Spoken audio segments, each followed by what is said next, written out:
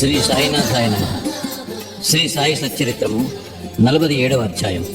బాబా చెప్పిన వీరభద్రప్ప చెన్న బసప్పల పాము కప్ప కథ. గత అధ్యాయములో 2 మేకల పూర్వ వృత్తాంతమును బాబా వర్ణించారు. ఈ అధ్యాయమును కూడా అట్టి పూర్వ వృత్తాంతములు వర్ణించు వీరభద్రప్ప యొక్కయు చెన్న బసప్ప యొక్కయు కథలు చెప్పుదాం. ప్రస్తావన: శ్రీ సాయి రూపము పావనమైనది. ఒక్కసారి వారి వైపు దృష్టి నిగడించినచో ఎన్నో గత జన్మల విచారమును నశింపజేసి ఎంతో పుణ్యము ప్రాప్తించినట్టుగా చేయను. వారి దయాదృష్టి మనపై బరపినచో మన కర్మబంధములు వెంటనే విడిపోయి మనం ఆనందమును పొందెదము. గంగా నదిలో స్నానము చేయు వారి పాపములన్నీ తొలగును. అట్టి పావనమైన నది కూడా యోగులెప్పుడు వచ్చి తనలో మునిగి తనలో ప్రోగైన పాపములన్నిటినీ వారి పాదధూళిచే పోగొట్టిదరాయని ఆతురతతో చూచును. యోగుల పవిత్ర పాదధూళి చేతనే పాపమంతయు కడుగుకొని పోవునని గంగామాతకు తెలియను. యోగులలో ముఖ్యాలంకారము శ్రీ సాయి. పావనము చే ఈ క్రింది కథను వారి నుండి వినుడు. పాము కప్ప. సాయిబాబా ఒకనాడు ఇట్లు చెప్పదొడిగాను. ఒకనాడు ఉదయము ఉపాహారము ముగించిన తరువాత వ్యాహ్యాలికి పోయి ఒక చిన్న నది ఒడ్డున చేరితిని. అలసిపోవుటచే అచ్చట విశ్రాంతి నొందితిని. చేతులు కాళ్ళు కడుగుకుని స్నానము చేసి హాయిగా కూర్చుని యుంటిని. అచ్చట చెట్ల నీడలున్న కాలిత్రోవ బండిత్రోవ రెండునూ కలవు. చల్లని గాలి మెల్లగా వీచుచుండెను. చిరుమును త్రాగుటకు తయారు చేయుచుండగా కప్పయొకటి బెకబెకలాడుట వింటిని. చెకుముకురాయి కొట్టి నిప్పు తీయుచుండగా ఒక ప్రయాణికుడు వచ్చి నా ప్రక్కన కూర్చుండాను. నాకు నమస్కరించి తన ఇంటికి భోజనమునకు రమ్మని వినయముతో ఆహ్వానించాను. అతడు చిరుము వెలిగించి నాకు అందజేశాను. కప్ప బెకబెకమనుట తిరిగి వినిపించాను. అతడు అది ఏమేయో తెలుసుకొని కోరాను. ఒక కప్ప తన పూర్వజన్మ పాప ఫలము అనుభవించుతున్నదని చెప్పితని. గత జన్మలో చేసిన దాని ఫలము ఈ జన్మలో అనుభవించి తీరవలేను. దానిని గూర్చి దుఃఖించినచో ప్రయోజనము లేదు. వాడు చిరుమును పీల్చి నాకందజేసి తానే స్వయముగా పోయి చూచేదనని చెప్పాను.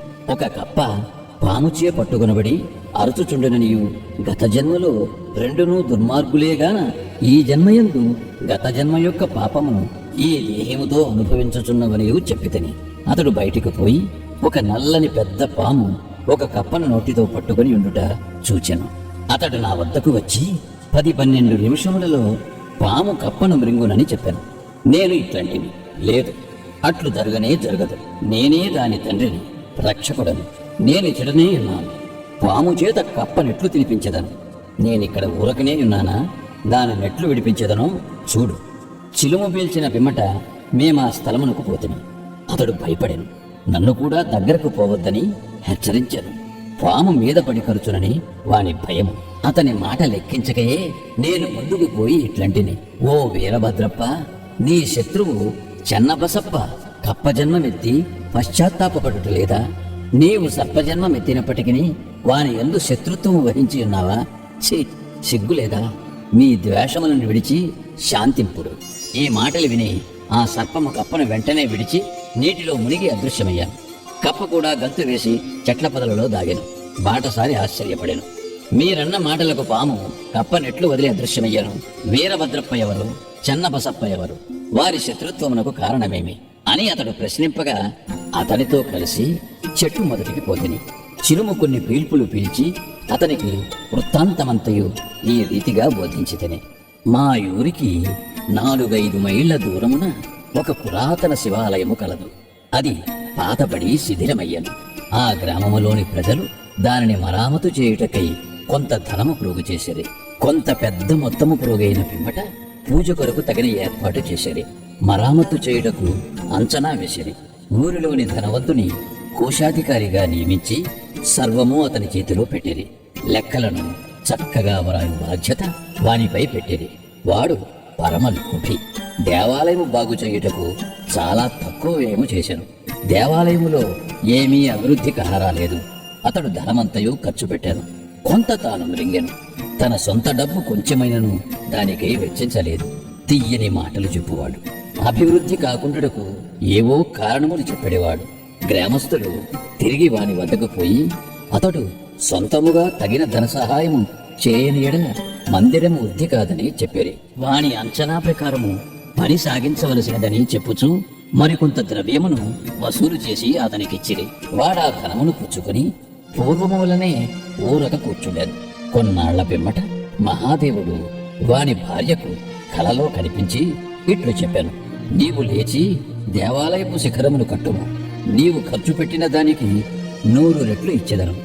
ఆమె ఈ దృశ్యమును తన భర్తకు చెప్పాను.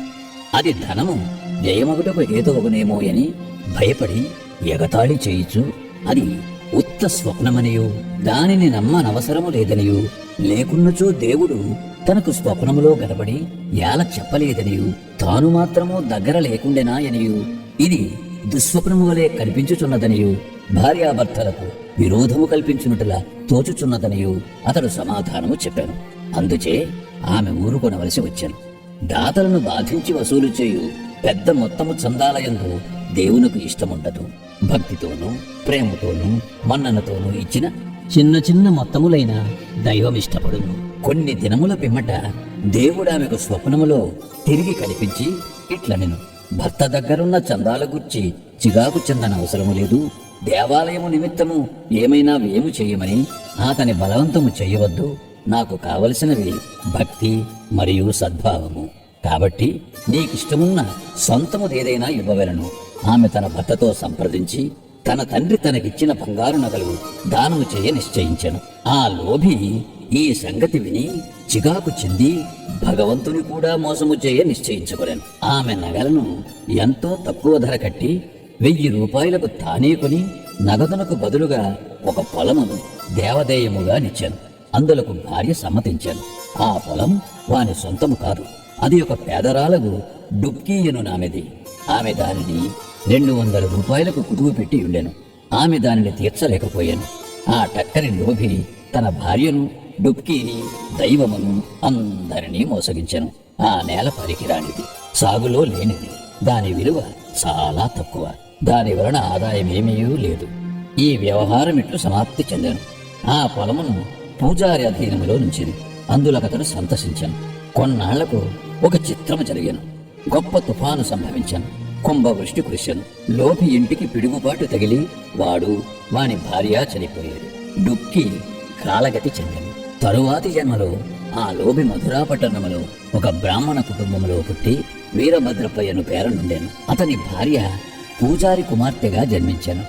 ఆమెకు గౌరీ అని పేరు పెట్టి డుక్కి మందిర గొరవనింటిలో మగ శిశువుగా జన్మించాను. అతనికి చెన్నబసప్పయ్యని నామం పెడిరి. ఆ పూజారి నా స్నేహితుడు. అతడు నా వద్దకు తరచుగా వచ్చుచుండెను. నా వద్ద కూర్చుండి మాట్లాడుచూ చిలుము పీల్చెడివాడు. అతని కుమార్తె గౌరి కూడా నా భక్తురాలు. ఆమె త్వరగా ఎదుగుచుండెను. ఆమె తండ్రి వరుణకై వెతుకుచుండెను. ఆ విషయమై చికాకు కూడా అవసరము లేదనియు, ఆమె భర్త తానై వెతుకుకొని వచ్చుననియు నేను చెప్పితిని. కొన్నాళ్లకు వీరభద్రప్పయ్యను ఒక బీద బ్రాహ్మణ బాలుడు భిక్షకై పూజారి ఇంటికి వచ్చాను. పూజారి నా సమ్మతి ప్రకారము వానికి గౌరినిచ్చి పెళ్లి చేశాను. అతడు కూడా నా భక్తుడయ్యాను. ఏలన పిల్లను కుదిర్చితనని అతడు నా యందు విశ్వాసము చూపుచుండెను. వాడు ఈ జన్మలో కూడా ధనమునకై మిగుల తాపత్రయపడుచుండెను. నా వద్దకు వచ్చి అతడు కుటుంబముతో నుండుటచే తనకెక్కువ ధనము వచ్చునట్లు చేయుమని బతిమాలుచుండెను. ఇట్లుండగా కొన్ని విచిత్రములు జరిగాను. ధరలు హఠాత్తుగా పెరిగాను. గౌరి అదృష్టము గలది.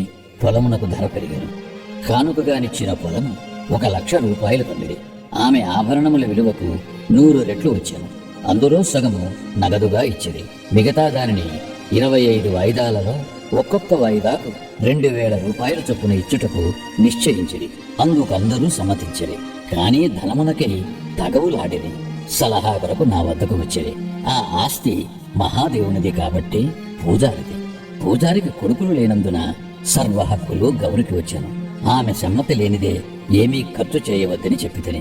ఆమె భర్తకు ఈ పైకముపై నెట్టి అధికారము లేదని బోధించితిని. ఇది విని వీరభద్రప్ప నాపై కోపగించెను. ఆస్తిపై గౌరికే హక్కు కలదని తీర్మానించి దానిని కబళించుటకు నేను యత్నించుచున్నానని నుడివెను. అతని మాటలు విని భగవంతుని ధ్యానించి ఊరుకుంటుని. వీరభద్రప్ప తన భార్య గౌరిని తిట్టెను. అందుచే ఆమె పగటిపూట నా వద్దకు వచ్చి ఇతరుల మాటలు పట్టించుకునవలదనియు తనను కూతురుగా చూచుకునవలననియు వేడుకొనెను. ఆమె నా ఆశ్రయమును కోరుటచే నేనామెను రక్షించుటకు 7 సముద్రములైనా దాటుదునని వాగ్దానమిచ్చితిని. ఆనాడు రాత్రి గౌరికొక స్వప్న దృశ్యము కనపడెను.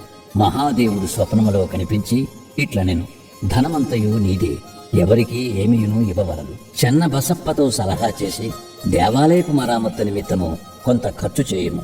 ఇతరులముకై వేము చేయవలసి వచ్చినప్పుడు మసీదులోనున్న బాబా సలహా తీసుకోము. గౌరి నాకు ఈ వృత్తాంతమంతయు తెలిపెను. నేను తగిన సలహానిచ్చితిని. అసలు తీసుకుని వడ్డీలో సగము మాత్రము చెన్నబసప్పకు ఇవ్వమనియు, వీరభద్రప్పకి ఇందులో జోక్యము లేదనియు నేను గౌరికి సలహానిచ్చితిని. నేనిట్లు మాట్లాడుచుండగా వీరభద్రప్ప చెన్నబసప్ప కొట్లాడుచు నా వద్దకు వచ్చిరి. సాధ్యమైనంత వరకు వారిని సమాధానపరచితిని. గౌరికి మహాదేవుడు చూపిన స్వప్న దృశ్యమును చెప్పితిని. వీరభద్రప్ప మిగుల కూపించి చెన్నబసప్పను ముక్కలు ముక్కలుగా నరికెదరని బెదిరించాను. చెన్నబసప్ప పిరికివాడు.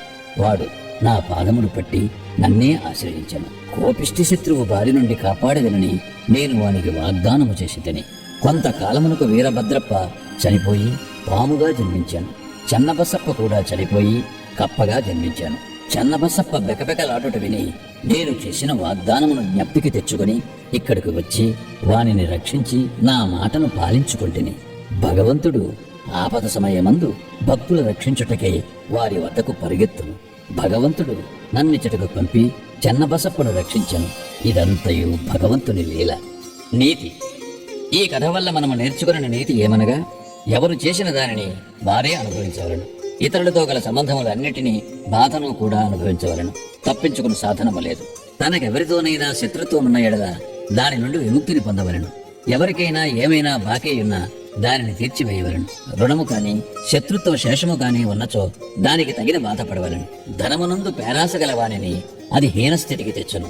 తుట్ట తుదకు వానికి నాశము కలుగు చెయ్యును. శ్రీ సాయినాథాయ నమః. 47వ అధ్యాయము సంపూర్ణము.